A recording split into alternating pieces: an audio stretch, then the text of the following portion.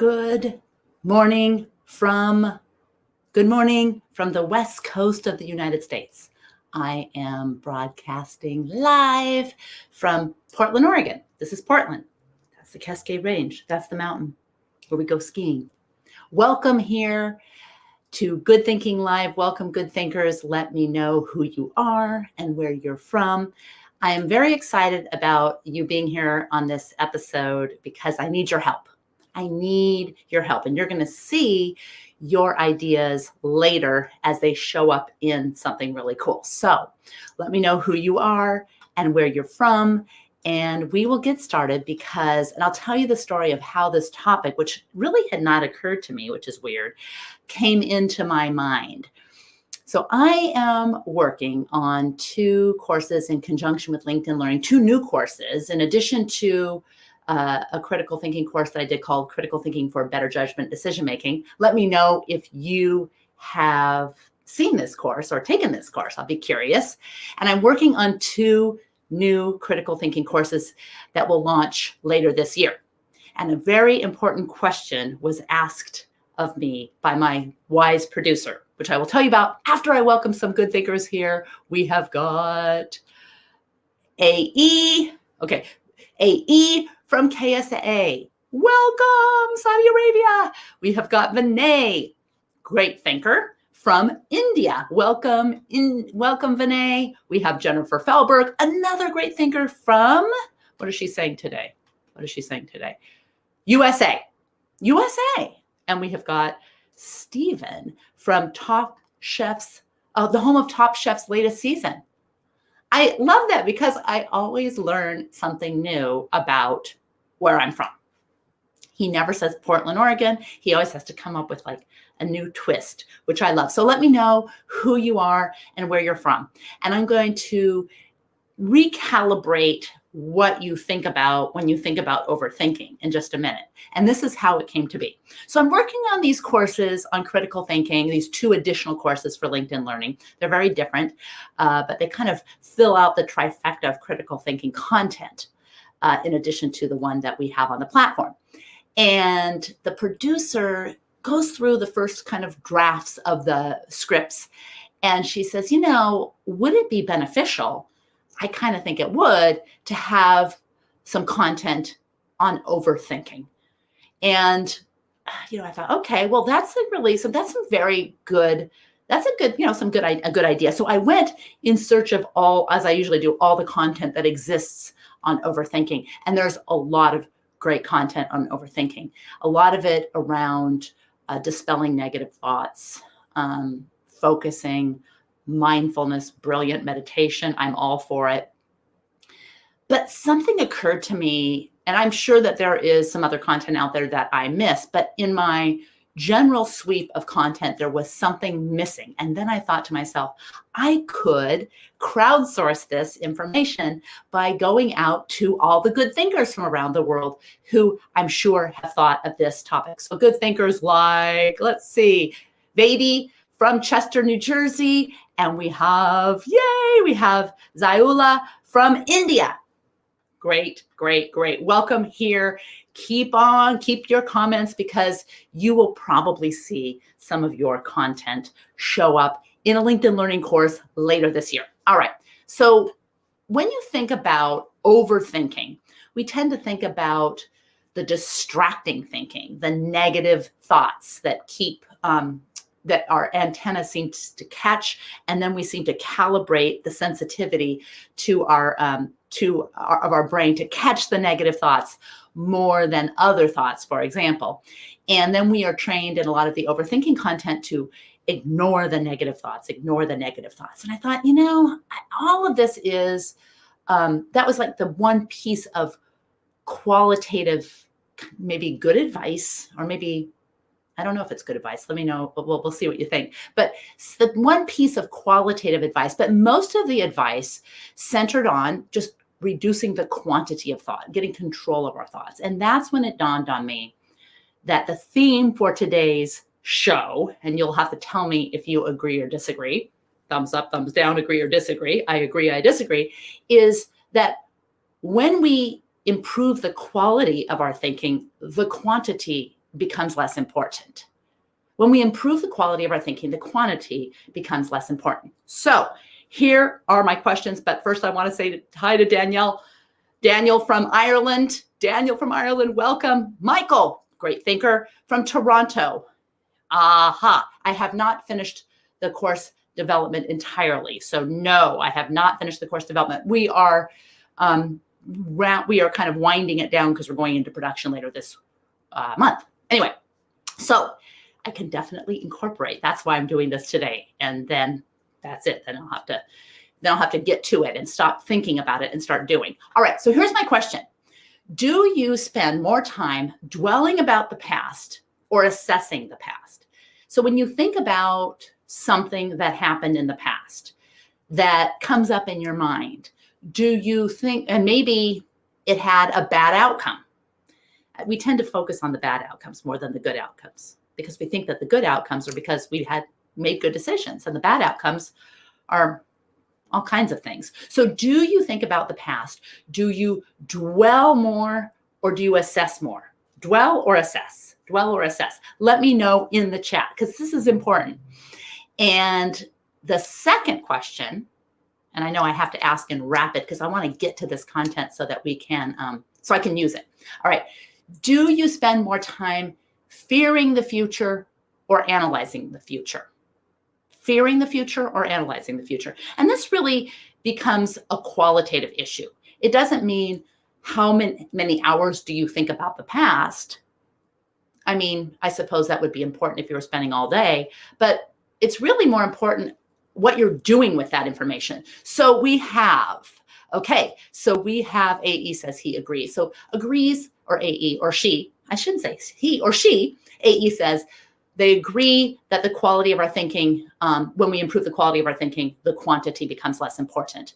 And we have Vinay, and I like it because AE says assessing. And, some of us do more assessing and some of us do more dwelling. And it's kind of a fine line because with all of the distractions that we have, what I find is a lot of us just ignore. So we have some assessment to do about a decision we're making or something that we want to assess to learn from in the past. And we think, okay, am I dwelling or am I assessing? But then a distraction comes up and we end up doing neither. We neither dwell or assess because we go to this news or we look at this notification, and then overthinking slips kind of under the radar into underthinking about the thing that we want. So we're overthinking about all this other stuff, but we're really underthinking about the thing that we need to think about. All right. So we have Michael says, let's see what we've got. Michael says, okay, this is not, okay. The scrolling is going so fast. Analyzing. Michael says analyzing. Vinay says none, actually. Okay. You don't look to the past or to extract lessons. Maybe some people don't. They're just like, okay, onward. And Louis says, analyze the future. Daniel says, I assess the past to learn from it. And Jennifer says, I unfortunately keep thinking about my last job, dwell and assess. All right. So that brings us to a fundamental question that I need for you to help me with this course. When you open your phone or turn on your screen, where's the first place you go for information? Where is the first place you go? And it can be, I go to LinkedIn, or I go to Twitter, or I go to, Times of India or New York Times. Where is the first place you go for information?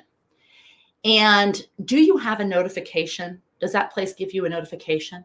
Because these notifications are, if you have notifications, that's probably an indication that you are thinking you're overthinking, but you might be underthinking because you're just thinking. You've got this deluge of information raining down on you. All right. So write in the chat where you go for information. So my first place that I go in the morning, well, first of all, I get a really fun text of my son's dog because I want to start out with something positive, and the dog is really cute. And so he sends me a text of his dog. And then the first place I go is LinkedIn Daniel, me too. LinkedIn. I don't know if it's the right thing to do. I just do. And Jennifer says she Googles top stories and click into the ones she finds interesting. All right, so just kind of scrolling around. We've got Google and Wikipedia. We've got from Ziola, we've got Michael says multiple notifications from different sources. Stephen says Google. So a lot of people start with Google. All right, how much time, this is my question, of all the things that you need to be aware of, Lewis says online news portal. Exactly, me too. A lot of online news portals. Of all, excellent answers. This gives me a lot of good information. Of all the time that you could spend on different topics, how do you know how much time you should spend? Like, you don't want to be in a conversation with someone and have them mention something that you feel that they seem to suggest that everyone should know, and you know nothing about it. Like, how much time should you spend knowing about the climate versus refugees in Syria? Or how much time should you spend thinking about your kids versus thinking about your job? Or how much time should you spend on the problem with the plight of the bumblebees, the depletion of the bumblebees versus the spread of viruses or superbugs, or the depletion of the rainforest versus the spread of bad or dangerous ideas? I mean, you could go on and on. Do you spend more time thinking about the governance of outer space when you should be thinking about genetic engineering or diversity? I mean, how do you know how do you select what information to have enough quantity to form a strong opinion? Okay, so Jennifer says she's spending too much time on the George Floyd trial. Okay, so how do you know that that's too much time? Because you're not spending enough time looking at what's happening in space and whether we should have a legal system for thinking about space supremacy. You know, who's gonna own space? And Michael says, family first, then work, then the world. Okay, great. So the point is, these are all reasonable, but it all speaks to this issue of overthinking and this balance between overthinking and underthinking. And it also speaks to the trope or the common accusation that silence is violence. I mean, how do you keep up with all the information, and how do you decide what's the most important thing to think about? I mean, if you're being silent about genetic engineering, is that better or worse than being silent on the plight of the bumblebees? You know, it's very, very difficult to know what to be silent about. And that gets to the whole issue of overthinking and underthinking, because what we're talking about isn't overthinking every single issue or underthinking every single issue. It's honing your antenna so that when you need to make a decision, you are either analyzing the future or assessing the past in a way that's not distracting. And clearly identifying what your goal is so that you don't attribute all of your thoughts to overthinking when in fact you're actually underthinking about the exact issue you're trying to make a decision about. All right, let's look at some of your comments. So April says, okay, great question. Thank you, April. Jennifer, thank you, April. Another good thinker. Jennifer says, too much information coming at us. No question. And Vinay says, politics and personalities who have done well. Okay. And let's see. We've got new comments. Svetlana, great question. I think the question got misinterpreted. Instead of news feeds like service, it got understood as where you search for news, whatever. Yeah, it's kind of, and it could be, both answers are right. It's really about what you go to in the morning when I want to know. It's that gap between what you want to know and what you know, that little information gap where you go to fill it. I was just curious about where people fill it. All right. And now we have Daniel says, I write down what I want to think about Okay, Daniel, I don't know if you're new to good thinking, but that is a rubber chicken worthy comment. Bonus points. He writes down what he wants to think about to be effective in my thinking. That is really, really good thinking, because if you really want to assess whether you're underthinking or overthinking about something, you should write down what the core thing is you're trying to think about. And so when you are, I call it thinking outside the pocket. When you're thinking outside the pocket, you know that you're pushing into irrelevant stuff to think about.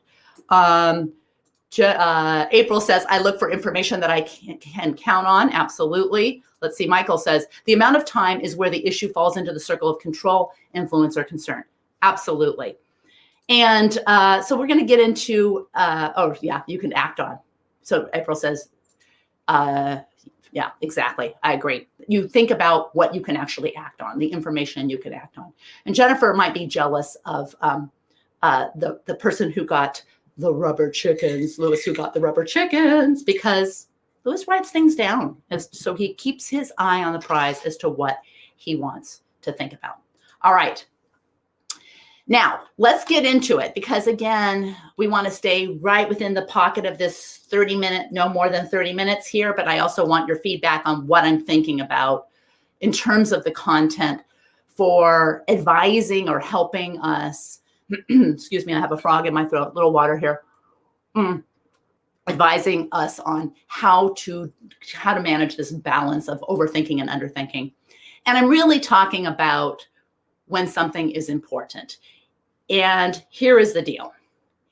If you are going back in time and ruminating on something, what is your goal in that rumination? Because at a certain point, you have to be clear that I'm going to stop ruminating after I learn 3 things that can help me move forward in my life.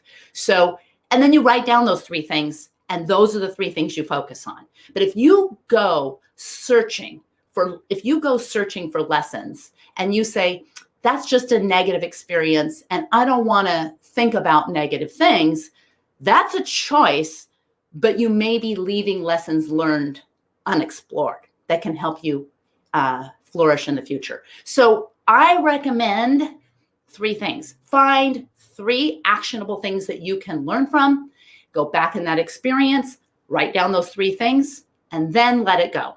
And I'll show you a trick for letting it go. 3 things. And the 3 things are really 3 things. I mean, 3 pieces of advice. Next time I will do A, I will look out for B, and I won't step in C.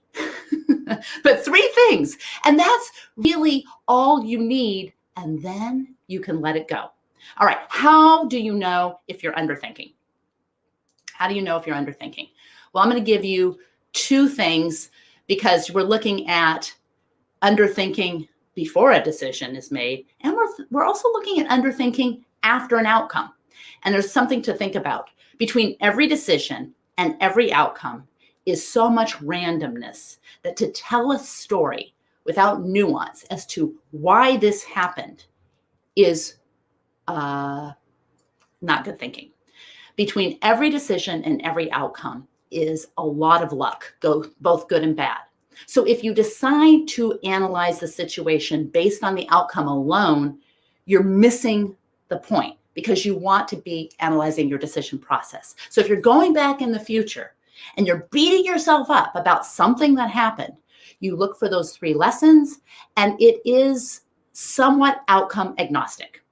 All right, so that's one thing to think about. That is an outcome bias. And that goes for good outcomes too. Like if you have a really good outcome, that doesn't mean that it came from a good decision process. If I blindfold myself, I think I've said this before, but if I blindfold myself and I want to film a viral video and I blindfold myself and I walk blindfolded into the middle of traffic and the cars screech around me and nothing happens, that's a good outcome with a bad decision process. So you have to somewhat divorce yourself from the outcome if you want to go back and answer the question as to whether you're balancing the right amount of overthinking and underthinking so that you get to right thinking. All right, here is how So kind of think about something, maybe a new job, some decision you have to make, which vaccine to get, whether to quit your job, whether to go for another degree, something you're thinking about. Or maybe if you're in the job of coaching or consulting, like April, career and life coaching, yay. Maybe you want to think about this in terms of a client. And but think about something, a decision that you have made or a decision that you are going to make. So you could think about a decision you made 10 years ago, and then you could think about decision that you're grappling with right now. Jennifer has a good point. I think she's going to have to earn rubber chicken for this. She says, I think it's more important for doing the assessment for good outcomes. And I actually think that might be true, because it's tempting to say, okay, that good outcome means that I should always blindfold myself and walk in traffic. So it is really a good practice to do the same kind of analytical thinking or good thinking after good outcomes, because otherwise you're just focusing on the negative, the bad outcomes. So that shift, that's a really good point. Rubber chicken. Good job. All right. Okay. So April's going to probably think about it for her clients, her coaching and consulting clients. All right, here we go. Here's 2 ways that you know when good thinking is tipping into underthinking. So this is the opposite of overthinking, but not really. It's totally related. When your reason for underthinking is fear, you get a diagnosis and you don't get a second opinion. Your boss yells at you to do something questionable and you do it. When your reason for underthinking is fear, when your reason for underthinking is fear, you know that you're tipping from good thinking into underthinking. And the second one, and this is a little tricky, maybe a little controversial, when your strong opinion comes directly from someone else who tells you what to think. You find someone that sounds smart, maybe they're like-minded, and they tell you what to think. Now, that's okay at that point to have a loose opinion. Like you could read something where you don't want to spend a lot of time analyzing it. Maybe it's this, maybe it's you're participating in good thinking and I say something that you think, okay, that sounds reasonable. That's okay to then hold that as a loose opinion.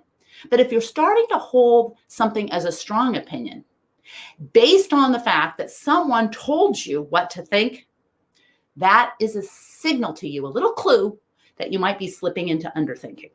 Because to hold a strong opinion requires a certain amount of independent thought on your part. Okay? So those are the 2 things: fear and relying too heavily on someone else to form your strongly held beliefs. That's when you know you're underthinking. All right, but how do you know when good thinking is tipping into overthinking? And how can you avoid it? Because that's the point, right? So the rest of the time, that's what we're going to focus on. So tell me what you think. What do you think about those 2 reasons? Have you experienced a kind of fear? Maybe you haven't thought of it as fear. Maybe it's complacency. Maybe it's just hey, I don't even want to think about this. I'm moving forward. That might be a little bit of fear too. Have you experienced fear that has resulted in underthinking? Anyone? Admit it in the chat. Admit it in the chat. Bonus points for people who, if not, that's fine. But I have, definitely. And I have to catch myself all the time. All right, here's how you know that you're tipping into overthinking and what you can do. When you are spending time ruminating without extracting lessons and without checking off those lessons, and when you start to think about some decision and a notification sends you in a completely different direction, or you start looking into all these other things and you end up spending hours on a decision that you think you're making, or an analysis of a decision you made, when really you're just like looking at Facebook and looking at LinkedIn and clicking on, okay. So Jennifer says, when that happens, you need to use a trigger to elevate curiosity. Absolutely. And that's one of the things that we do in our workshops. Thank you, Jennifer, is to create a trigger to help you elevate curiosity. All right. So April, and this is what makes April probably an outstanding career and counseling coach, is that she's admitting it. The fear is the worst. And admitting it is super important, because how can you counsel other people if you've never experienced it yourself? Well, maybe you can. Vinay says, Fear, yes, sometimes, but beyond the point, I just retaliate. That's awesome. Okay, I love it. I love it. I love it. I love it. All right, so what do? Well, one of the things is you want to use a decision process to right size your decisions. Not every decision needs to be overthought. Not every decision do you need to worry, I didn't underthink it. You don't need to worry about this balance for every decision. But you do need to think about this for decisions that are consequential. So rate your decision. Is it an important decision? Is it consequential? Well, for example, is it consequential to post on Twitter or LinkedIn? Is it consequential? Well, it depends. Is it consequential to have a surgery or quit your job or take a stand on social media? That might seem very consequential. And this may mean that you should avoid underthinking. But sometimes things we deem consequential only seem consequential because you're considering a shrunken timeline, and it will matter less in 1 year or even in 2 days. So just check how consequential this decision is by kind of time is the thumb on the scale. Will this matter in 5 years? Will it matter in an hour? Then you can kind of, and if it is consequential, put it aside in the bucket that you need to devote some time to think about it. I need to turn off the notifications and I need to devote some time. All right. So let's see what we've got here. We've got so many good comments. It's like coming in faster than I can do. Vinay says, I think more because you feel influenced and completely ignore your own potential. Yeah. Yes, yes, yes, yes, yes. Yes. I mean, I could do these rubber chickens all day. This is going to be so good because I'm going to have such great, I'm going to have to give credit to all the good thinkers in this course. All right. April says, let's see what April says. Love it. Great reminder. Yes. I'm glad you dropped in today too, because yes, yes, yes. I need all the good thinkers. All right. So we've got the consequential. So you're going to weigh in on consequential, and you're going to test consequential by putting your thumb on the scale of time. Is it really that important? This happens a lot. Like I'll see something on Twitter that really irritates me. I'm like, oh, stop it, Becky.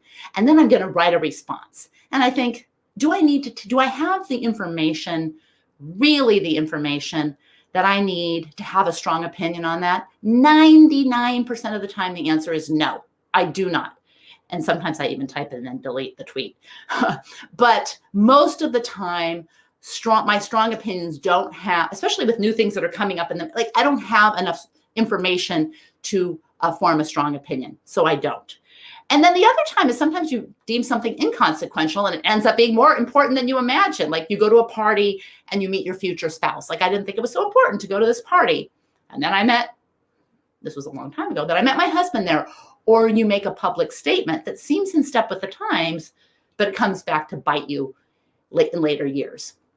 And that can happen. So you might accidentally deem something that is inconsequential or as consequential or inconsequential that actually turns out to be consequential. The second thing to measure is it reversible or irreversible? Most things are reversible. In the right hands, even tattoos can be removed. So do not spend a tremendous amount of time thinking about reversible decisions that are inconsequential. So it's not important and it's reversible, and you're spending time overthinking it. You only have so much time to think in a day. Devote that time to irreversible, consequential decisions, and do that without distraction. And then you can evaluate risky, not risky. And risk is a little different. It's kind of related to consequential and inconsequential, but risk involves exposure to danger. And danger is tricky because we've gotten to use danger and safe and violence in ways that are new to a lot of our ways of thinking. And so that's a difficult thing to assess. Is it dangerous that it's going to kill me, or is it dangerous that it's going to just destroy me mentally? And that may be a whole different topic. I'm stepping into kind of some quicksand here, but when you're assessing danger, make sure that you are all talking about the same thing. All right. Now, what do you think is most important? Consequential, inconsequential, or irreversible, reversible, or risk or not risky? Risky, not risky. What would you start with? What do you think is most important? All right. Then the second thing I'm going to say while you get those answers in there, let me know, is to use a thought antenna. All right. Here's how it works. This is, my husband's going to see that I stole his ham radio antenna for this lesson. Can you see it? I'm using a green screen today because we're all set up for our workshops. But a thought antenna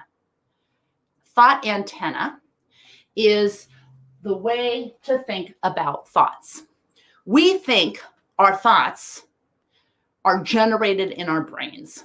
And yet, so we think we can create or control your thoughts. And here's a little experiment. We won't do it here, but you could take 10 seconds after the show today, sometime today, to see if you can prevent yourself from having a single thought. But when you think of thoughts, kind of like radio waves that are caught by the antenna, as floating through the air that your brain catches, you can then learn to catch and release, catch and release. So that's like a fishing metaphor with an antenna metaphor. I'm the queen of mixed metaphors. All right. So April thinks reversible or irreversible. I think I agree with you. Because consequential is hard. You could be wrong about it. Most things are reversible. So if you really think about something being irreversible, you can really put that to the test. I think it's easier to test. And Daniel says reversible, irreversible. I'm glad okay, this is going in the context. I really did not know if it was just me. So I'll be curious what you think between consequential, inconsequential, reversible, irreversible, and risky, not risky. Because I think the risky, not risky, and the consequential, inconsequential is a little bit more subjective, but maybe not. All right. So when you catch this thought, you let it enter your mind and you let it go. And then you can see how it's just replaced with another thought. Where did that come from? Like if I tell you, think of a television show and think of a television show. Now put the television show that popped into your mind in the chat. Aha, we've got, I think we've got consensus on the reversible, irreversible. But think of the television show and put it in the chat. This will be the last thing we do before we wrap up because we're going over 30 minutes. But think of the television show. And then you can ask yourself, why did you think of that television show and not the Brady Bunch if you're in the United States? Or why didn't you think of Seinfeld? Or maybe you did. But now think of another television show, and you will realize that Seinfeld is in this consideration. Grey's Anatomy. Okay, Grey's Anatomy. So Daniel says Grey's Anatomy. Awesome. Jennifer says Cheers. Why Cheers and why Grey's Anatomy? Why Cheers and why not Seinfeld and Law and Order? Okay, now think of another television show. Breaking Bad. Ooh, I love Breaking Bad. Breaking Bad. Why did you not think of Law and Order? Why? Well, now don't think of Law and Order. That'll be a consideration when you think of your next one. And as a matter of fact, there's some really interesting science. But here the point is to use a thought antenna and think of the thoughts as floating through the ether that you can put your antenna up and catch them, but you can let it go. And what you want to do is tune. I'm learning this from my husband, who's a ham radio person. He's teaching me, and my son, who's an audio engineer. So they're teaching me about how to manipulate these sound waves. And I thought to myself, imagine just manipulating your brain waves in the same way. Now imagine manipulating your brain waves in the same way, where you're going to hone it into consequential, irreversible decisions. And you are going to go and extract 3 lessons from the past and 3 things that you spent time thinking about to make your decision in the future. 3 and 3, 3 backward, 3 forward. Hone it into consequential and irreversible. If it's risky, you can add that. And just hone that in and leave out notifications until you have come up with your 3 and 3. All right. Now, Jennifer's saying, I'm thinking about Grey's Anatomy. Exactly. Was that a decision? Was that your decision? No. Made to think about Grey's Anatomy. All right. And Daniel says, I love the way problems are solved in Grey's Anatomy and programs like The Good Doctor. Ooh, I haven't watched The Good Doctor. I'll have to watch that. I like all the Good Place, The Good Wife, The Good Doctor, all the goods, the good thinking. And on that, don't give up on your curiosity. If you have a question, you may be wise to consider where you seek the answer, but maybe you'll be rejected for asking the wrong person or looking in the wrong spot, but you don't have to give up on the question. But also don't let your mindless curiosity about irrelevant things distract you from thinking what you need to think about. Work to improve the quality of your thinking by honing in, catching just those thoughts and just those lessons and insights to extract 3 good lessons from the past and 3 good lessons from the future, and then you're done. And then it's fun to see where you apply them. And if you write them down, you can actually see where you do apply them. Grey's Anatomy is a great show, especially for the first 4 seasons. Yeah, I could get into that. When Meredith came, or Meredith, was it Meredith? When she came back to life way back when, I'm like, I am done with this show. I am done with Grey's Anatomy. That made me mad. But then I gave up and started watching other things. All right. Thank you so much for being here. The good thinkers are so incredibly valuable. And I'm going to use your advice. If you're watching this if you're watching Good Thinking, either LinkedIn Live or YouTube Live on my YouTube channel, Becky Saltzman, where we broadcast 9 a.m. Pacific time in the US and 4 p.m. Greenwich Mean Time. If you're watching after, please share your comments because I'm going to be putting all of this information into one of the next 2 critical thinking courses for LinkedIn, and I need your great advice. Why did I spend all this money on a therapist? This is more helpful. Well, you wouldn't know. Now you know. Now you know the difference. All right. Let's thank you all. Have a great week. Thank you for good thinking. Thank you for being here. And thank you for your brilliant good thinking contributions. All right. Yay, yay, yay. I want to just click on all your great comments.